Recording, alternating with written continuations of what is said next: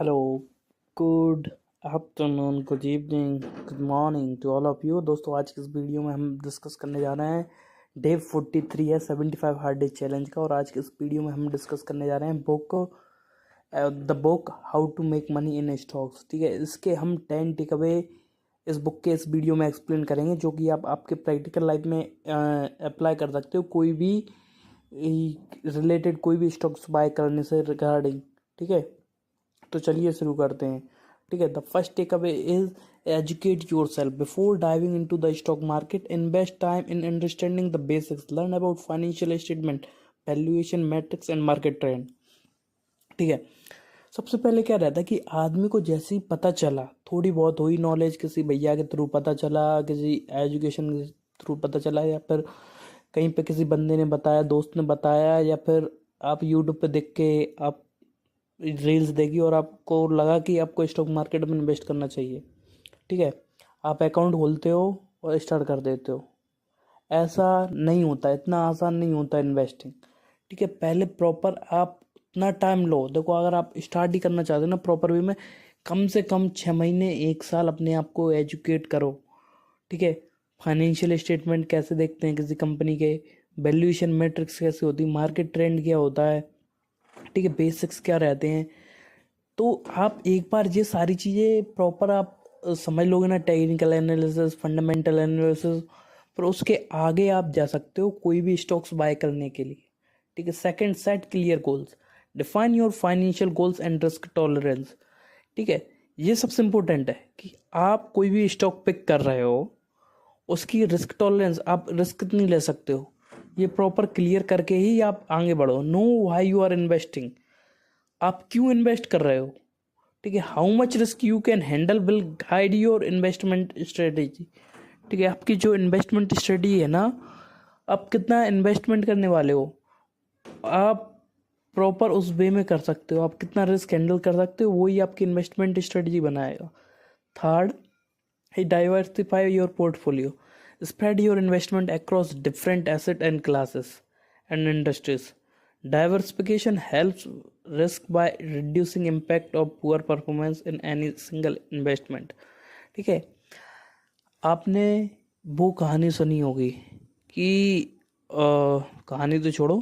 ठीक है, अगर आप प्रॉपर एक ही कंपनी में पूरा पैसा लगा रहे हो, और एक जे, ठीक है, और दूसरा कि आप आपके पास 10 लाख रुपए आपने एक ही कंपनी में लगा दिया पैसा, और एक ही सेक्टर की कंपनी में लगा दिया। ठीक है, और या फिर आप मल्टीपल कंपनी चुना रहे हो बट सेम सेक्टर की चुन रहे हो।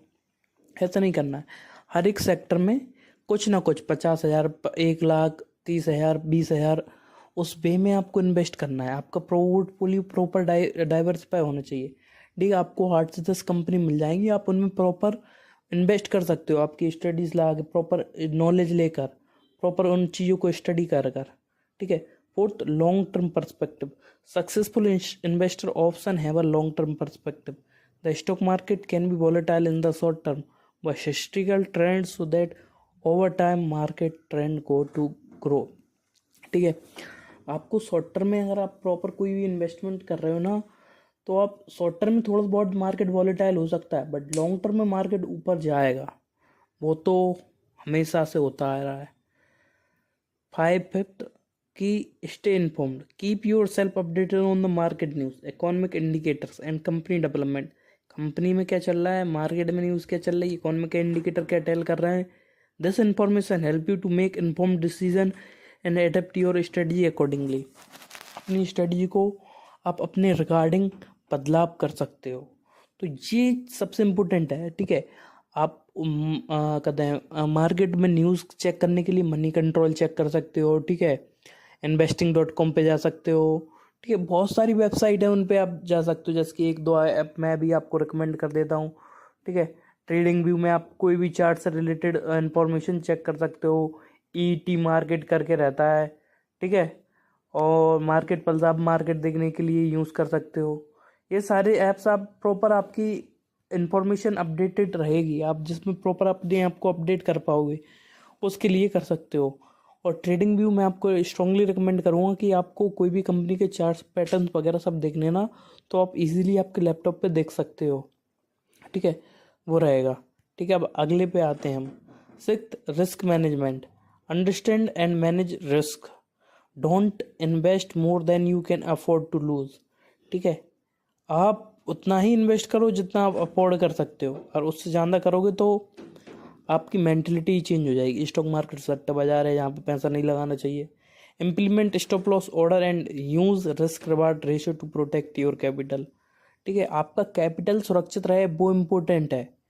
आप आज 10 पैसे कम कमा लोगे, ठीक है, ठीक है, आप 10 पैसे का लॉस भी कर लोगे, बट मैं आपको ये बोलूँगा कि अगर आपका कैपिटल जब तक बचा रहेगा ना, आप पैसे बना सकते हो। बट एक बार में आपने आपका कैपिटल उड़ा दिया ना, तो आप बर्बाद हो जाओगे।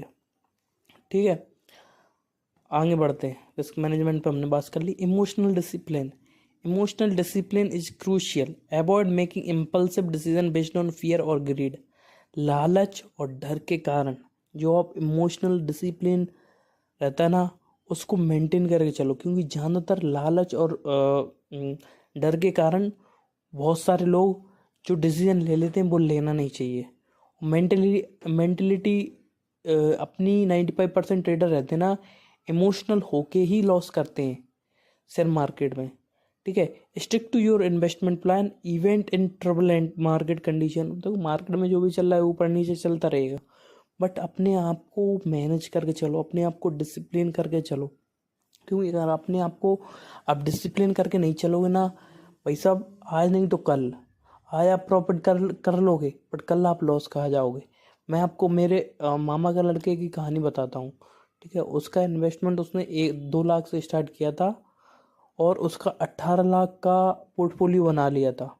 उसने थोड़ा बहुत बाइक वगैरह खरीदी, दोबारा से बाइक वगैरह खरीदने के बाद फिर वो उसका 22 लाख का हो गया था पोर्टफोलियो 15 लाख में से। फिर एक दिन ऐसा हुआ, BTST में गया, बाय टुडे सेल टुमारो, निपट के भाग गया। 12 वो खत्म, जितना ही उसका कैपिटल था ना 18-19 लाख, सारा का सारा ख़त्म हो गया और फिर आ गया जीरो पे।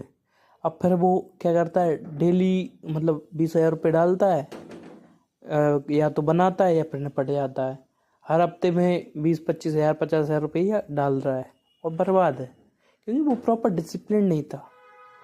तो इससे हमको सीखने को क्या मिलता है कि जो भी हम डिसीजन ले रहे हैं प्रॉपर नॉलेज के साथ, प्रॉपर अपनी डिसिप्लिन के रिगार्डिंग अपन कितना कैपिटल को, पहले तो कैपिटल को सुरक्षित रखना है, प्रॉपर स्टॉप लॉस के साथ करना है। ठीक है, it's value investing. Consider adopting a value investing approach.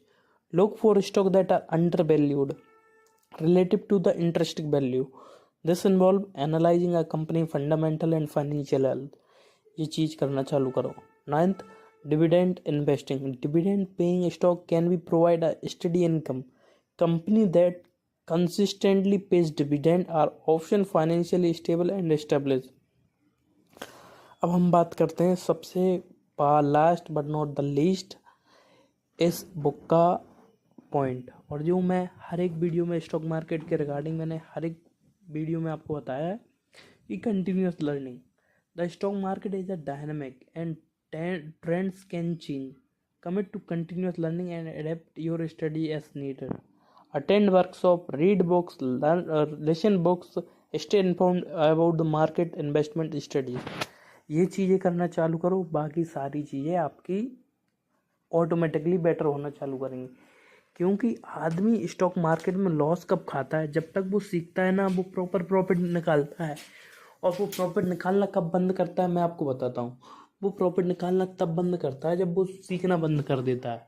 वो अब किसी के एडवाइस में कोई कुछ बताया, कोई उसका पॉइंट ऑफ व्यू रखेगा नहीं, अरे ऐसा तो होना ही नहीं है, क्या चूतिए पर लगा है।